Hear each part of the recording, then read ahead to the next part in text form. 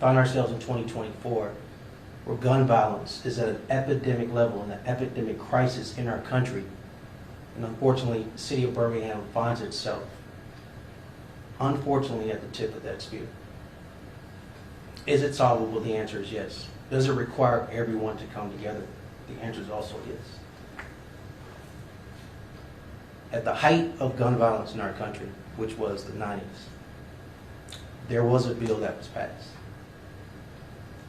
Now, some will say I'm getting too political, but I am a politician, so I need to speak the truth and publicly share my thoughts and what I'm feeling so people can understand what's at stake here. There was an assault weapons ban passed.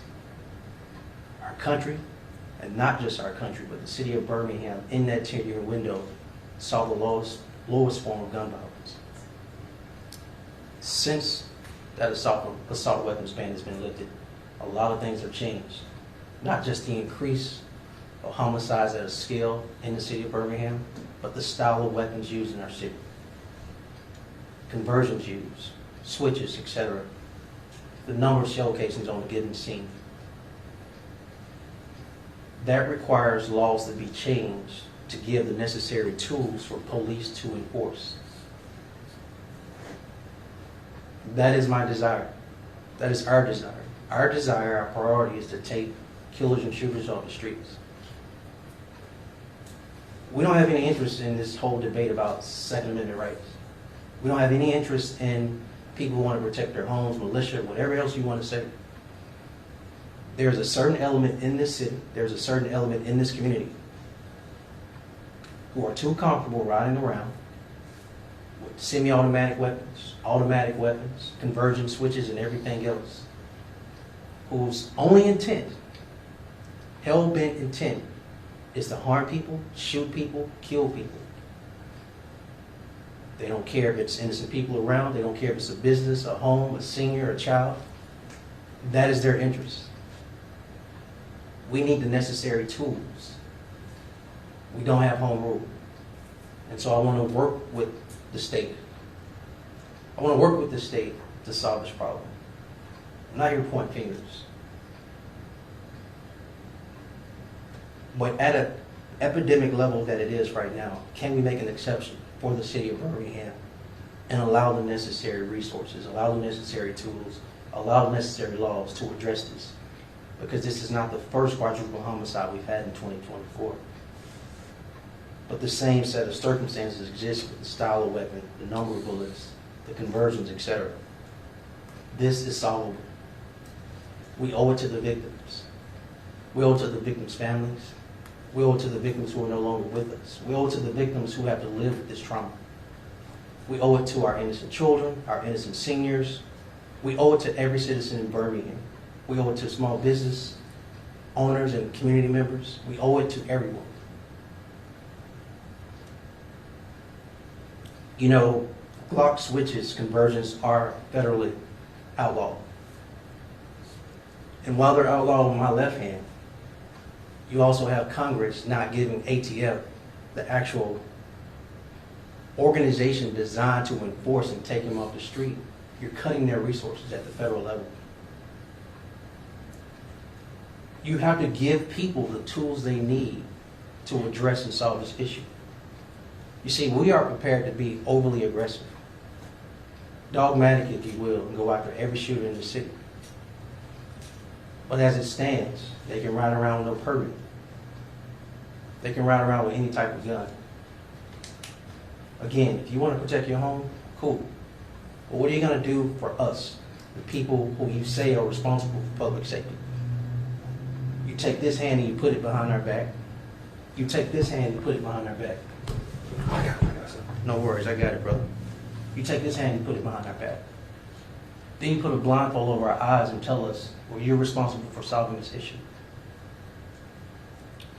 So yeah, there are a lot of emotions that I have, but they pale in comparison to the family members who are waking up to their loved one not being beside them this morning. My emotions pale in comparison to the victims who are still at these hospitals I named, who have to figure out what's next in life, who have to live with this trauma. Do not tell me this is not solvable. And at the same time, do not tell me this is only on the police to solve. Elected officials, locally, statewide, and nationally, have a duty to solve this American crisis, this American epidemic of gun violence. We should not allow people to just ride around with any style type of weapon that doesn't even belong on domestic streets. It should not be allowable, period. I don't care what your politics are. So, I said a lot. Probably said too much. If you're offended by it, I don't care. We have a job to do. We want to get these shooters and killers off the street, and if you have information, it is incumbent upon you to call 205-254-7777 and give that information to us. You can remain anonymous. We'll continue to provide every resource available to these victims and their families. And our office will continue to lend every resource we can. We want to thank our federal partners, ATF and FBI, for being here with us, standing in the gaps, assisting with this investigation, and always being with us. Thank you. Questions? You said at the beginning of the press conference you believe this was targeted at an individual. Can you tell us how you've come to find that out already, and why the individual was targeted, and if the individual targeted is among the deceased? We believe the individual that was targeted is among the deceased. We believe that there was a hit, if you will, on that particular person, as far as, someone was willing to pay money to have that person killed. We just have that information from some of the information we've learned in the last few hours of investigation. I mean, that could change, but that's where we're at right now. Like I said, there wasn't anything that occurred at any of the businesses nearby. There wasn't an altercation that occurred there on the sidewalk. So with the information we have, that's, we believe, where we're at right now as of today. We have the unsolved mass shooting from July at the adult birthday party. Do you have more information at this point in the investigation on this case than you did at that? Because there have been no arrests there, but you seem to be moving pretty quickly on this one. No, I'd say we probably have more on the other one just because time has passed. We've had a lot more time to garner more information and get things in place. Some of the things that we do just require time. Testing of evidence and other things just requires time. And so, but as the mayor said, it really, and y'all, the public has seen it this year, when the public comes forward and shares information with law enforcement, and I hats off to Birmingham Police Department. The men and women work day and night tirelessly to get those cases solved and get those individuals off the street. We've proven that multiple times in 2024. As quickly as we get information, we act extremely swiftly. We pull whatever resources we need from our partners, and we get those individuals off of the streets of Birmingham. So we'll do that and continue to do that. That'll never stop. That's why we're here. But there again, public sharing that information is a lot of times is what makes those cases move much faster. We like to move very swiftly in this case and in all of our cases. But if we don't have that information, it makes it just a little bit harder for us. Not that we can't get there, but it just takes more time and makes it harder. Whereas if we can extract these individuals from our society today, we can make the city of Birmingham much safer. So is there any connection known between those two shootings? No. And that's one thing we look at, and not just those shootings, but any other shootings or any other situations. Is there commonality between what occurred last night and any other incidents? And so we don't have anything right now saying that. What exact type of weapon was used? We believe it was something that was fully automatic. I'll just leave it at that. There's multiple shell casings. That's something that's going to take some time for our forensics team and ATF to assist us in processing. How many shooters? There were multiple. Were they in a car, or did they? They were in a vehicle. Got out of the vehicle. Shooting occurred. They fled in the vehicle. Did anybody return fire? That's one of the things that we're working through right now to determine. We're only 10 hours from the time of the shooting, so there's just limited information that we have right now that we can give out. And so as time goes on and we have more information that we can release, we will. Now, I know the mayor spoke about this a little bit, changes in laws and that sort of thing. But if you have people that are stealing guns And, it's easy to get a Glock switch or something like that on a 3D printer, doing things illegally, ordering them off the internet. What can really be done to, stop this type of crime from occurring? I think it goes back to the press conference that we had at the Birmingham Police Firing Range several months ago. We had all our partners there. We had a demonstration. U.S. Attorney mentioned the flip the switch, contacting Crime Stoppers and giving that information. There have been arrests made off of that information, I will tell you that. And so when the public has that information, if they will share it with law enforcement, we will act to arrest those individuals. If we know of someone who's fabricating those devices, we would love to have that information so we can deal with those individuals as well. But there again, the public is the eyes and ears of the city and the police department.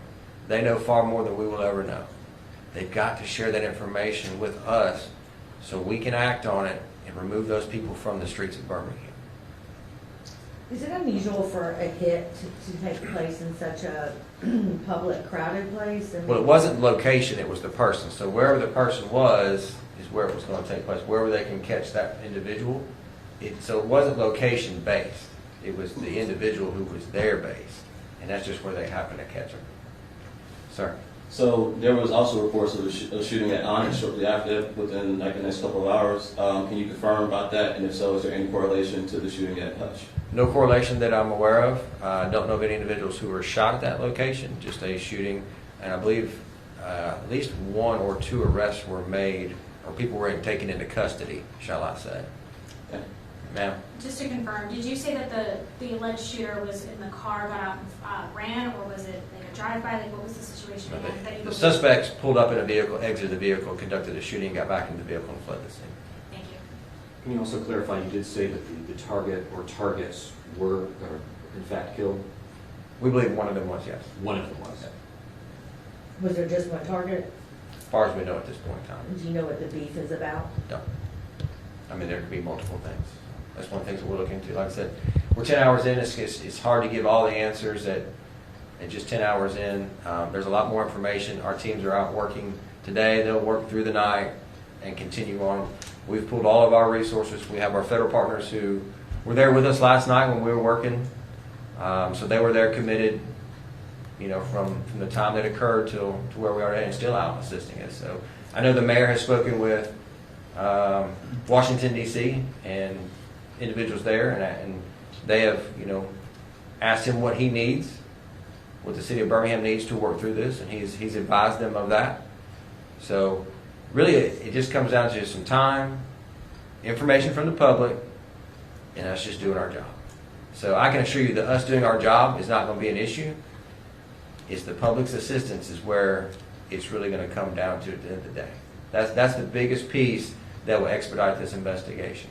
We've got men and women who will run through brick walls to vet that information and get these cases worked. That's not an issue. We just need the information. If this was believed to be a hit, is there anyone else that's in danger that may be moving forward could Not also that- be a hit? Not that we know of at this time. Chief, this was a Saturday night. People were trying to go out and have a good night and maybe even got caught in this. What message do you have for people that maybe were just trying to enjoy their night out and got caught in the middle of this? As the mayor and I both said, this is a very tragic situation. That's one thing that we were discussing and were discussing last night is just there was individuals there who were just trying to enjoy themselves, who just want to have a nice evening, and this occurred, and now they're injured. They've got injuries that they'll have to live with the rest of their life, the trauma, the mental anguish that they've had to go through. And so it's difficult, for the first responders, whether it be at the hospitals, BFRS, BPD staff. You can see it in some of their faces. And so it's difficult for everyone that this touches. And so, our plea is for our hearts are for the community, so it's difficult. I wish I had answers or something I could say to make it better, but I just don't, unfortunately. It's just a tragic situation. And I know our men and women are working hard every day to prevent these things. If you look at, we've taken almost 1,100 guns off the streets of Birmingham this year. So it's not that the police department's not working hard to combat this issue. And I like my hats off to the men and women of Birmingham Police Department and our federal partners. They're always asking, what can we do to help? And they're right there with us. So we're doing everything we can at this point in time. So. All right, thank you, everyone. Appreciate it.